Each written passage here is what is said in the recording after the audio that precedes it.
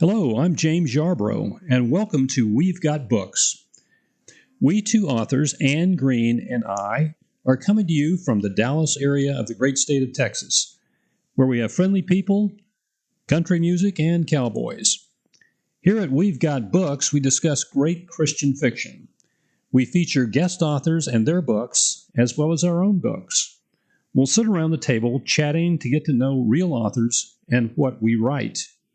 So today, I'm interviewing our own multi-published, multi-award-winning author, Anne Greene, and her contemporary romantic suspense, A Texas Christmas Mystery.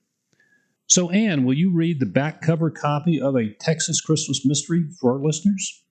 Thank you, Jim. I would love to. Here it goes. A Texas Christmas Mystery.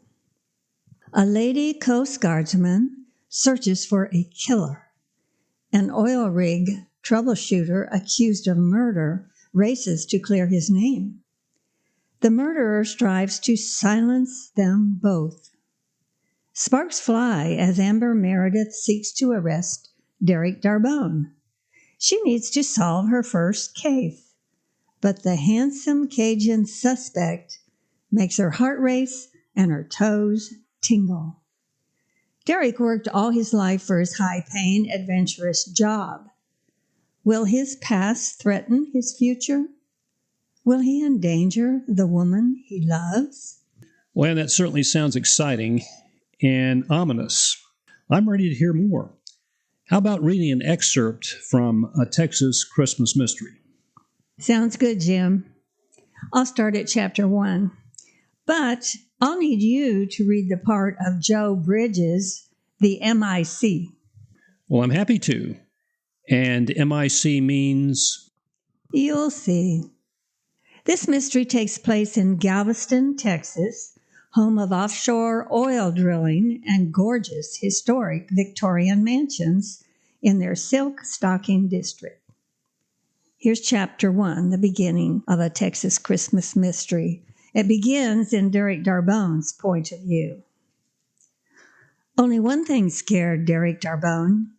He had no fear of fire, hurricane, sabotage, high seas, drunken roughnecks, restless roustabouts, brawls, or hard work. But losing the job he'd slaved all his life to obtain terrified him. He'd worked himself up from oaks draped with Spanish moss, murky alligator-filled water, and a tiny cabin on the banks of the bayou with no running water or electricity. He'd finally gotten to where he wanted to be. And now someone was trying to pin a murder on him. Some Christmas present. Derek crushed the schematics he'd been scanning and jammed them into his pocket. He braced his legs wide on the steel floor of the oil rig and raised the powerful navigational binoculars. A Coast Guard cutter slashed a white wedge through the sparkling Gulf waters, straight toward his oil platform. His jaw tightened, his spine stiffened, and he swallowed. Standing beside him, Joe Bridges, the MIC, man in charge, swore. If Derek had been a swearing man, he would have joined Joe. Instead, he gripped the binoculars tighter. Third time this week. If I had anything to hide, I'd jump ship. He smacked his hard hat so thoroughly his ears rang. Thought so. That guardsman is a female. Here was a coastie bearing down on him with the authority to shut down the operation. The men would be out of work, just in time for Christmas. What pretense to investigate the murder was the Coast Guard using this time? Derek lowered the binoculars and frowned. She looks familiar. Ever since you arrived for the routine inspection, Cajun, the Coast Guard's been on our backs. Scowling, Joe thrust out a hand for the glasses. Then there was the murder. That's the reason the big boss is keeping you out here again so long. Don't I know it? I'm looking for a murderer and a saboteur. Probably the same guy. Derek slapped the binoculars into Joe's hand and tried to lighten his foreboding with a jabbing tease. Now I've got to get the Coast Guard environmental crew out of your hair. Whip me, will you? Joe repositioned his yellow hard hat over his bald head and shook a work-hardened finger.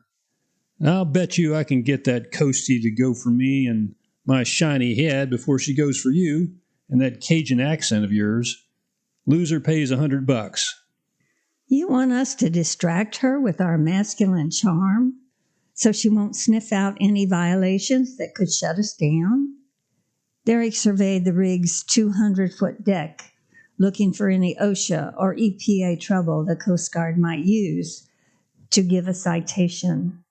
Sunlight slanted off the metal plates, causing enough glare to hurt his eyes. He didn't like Joe's plan.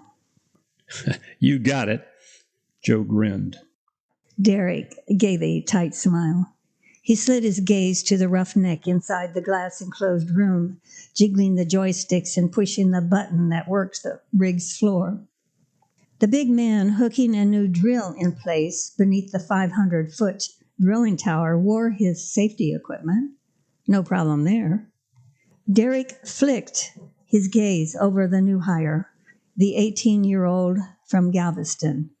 The kid's long blonde hair straggled from beneath his yellow hard hat. He was bent over, washing sludge and mineral oil through sand to clean out the last drop of hydrocarbon before reusing the sand. Kid was a hard worker, already adept at his job. No laws broken, no environmental procedures shortcut. The rest of the roughnecks and roustabouts worked steadily. None violated safety measures. No oil spills or pipe breaks had occurred. The hole drilled through the sea bottom was clean and not yet exceptionally deep. They should hit oil soon. Joe Bridges had a salty vocabulary, but the boss man ran a tight rig. So why suddenly all the anonymous phone calls about regulation problems? Had to be the murder. Derek needed to come up with answers. Alamo Oil pays you a hefty salary to make sure things can run smooth on all 200 oil rigs. Joe's voice sounded more than a little jealous. Don't I know it? Derek ran a hand over the stubble already growing after his close morning shave. Alamo doesn't want to fork out any stiff fines or lose any drill time because of environmental pollution, safety violations, mismanagement, or accidents. So make sure that Coastie's distracted. Joe winked. And don't mention the murder. We've trampled that ground too many times with the Coast Guard already. Right. Derek rubbed the back of his neck. An uneasy feeling kept nagging him about the murder. Nothing he could put a handle to. But too many clues led directly to him. Once the Coast Guard put the puzzle together, they'd come looking for him. He grunted. How had his personal helmet wound up grasped in the dead kid's hand? And that's exciting. You sucked me in, all right. Where can readers find A Texas Christmas Mystery? Thanks for asking. They can go to Amazon.com, type in A Texas Christmas Mystery by Anne Greene. That's ANNEGREENE. Or, better yet, go to my website, AnneGreeneAuthor.com. All my books are listed there, and you'll find A Texas Christmas Mystery. Click on the buy link. Thank you, Anne. Would you repeat your website, please? And do you have a newsletter to let fans get to know you better? Yes. Listeners can go to AnneGreeneAuthor.com. There they will find a short biography, pictures of different places I've been and things I've done, pictures of my oil paintings, and covers of my books, along with their back cover copy, and a link to where they can be purchased. Best of all, listeners can sign up for my newsletter and keep up to date on what's happening in my life with my books and with the books of other authors. I'd love for every listener to sign up for my newsletter. I often give away free books in my newsletter. Sounds like a great place for listeners to go, Anne. Thank you. Well, listeners, once again, the time has sped by. So we say goodbye from deep in the heart of Texas and hope you've enjoyed your time with us as much as we've loved having you.